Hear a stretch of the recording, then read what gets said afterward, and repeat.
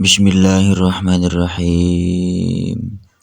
Qala al-mu'allif rahimahullahu ta'ala nafa'ana bihi wa bi ulumihi fid dharaini amin ya Allah ya rabbal alamin.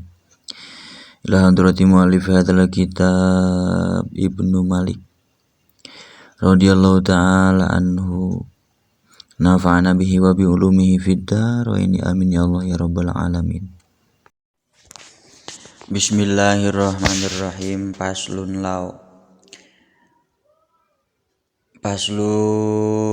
lau ari ieu eta pasal buat mertelakeun lau harfu syaratin fi mudiyin wa yaqil ila mustaqbalan lakin kubil.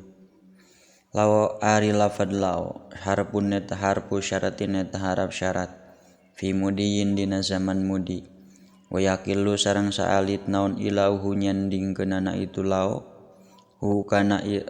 nyandingkeunana itu lau mustaqbalan kana fi'il mudhari atawa kana zaman mustaqbal tegasna fi'il mudhari lakin kubila tetapi na ditampi itu ila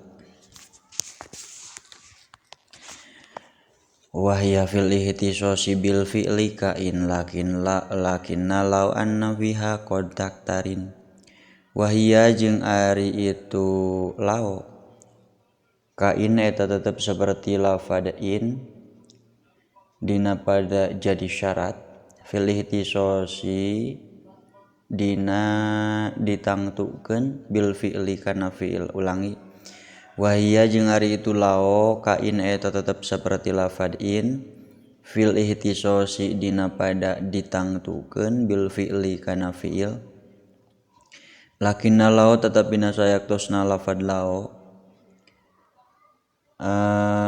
ya qad yaktarinu eta rajin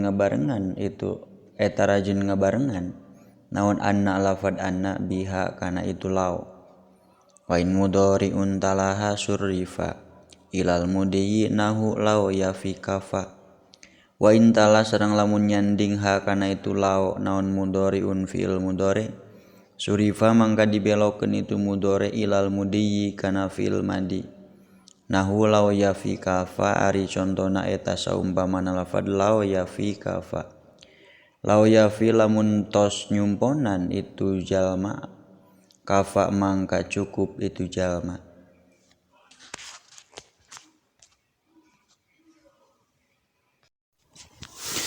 Shadaqallahul azim wallahu a'lam bissawab. Subhanakallahumma wa bihamdika asyhadu an la ilaha illa anta astaghfiruka wahdaka la syarika laka wa atubu ilaik.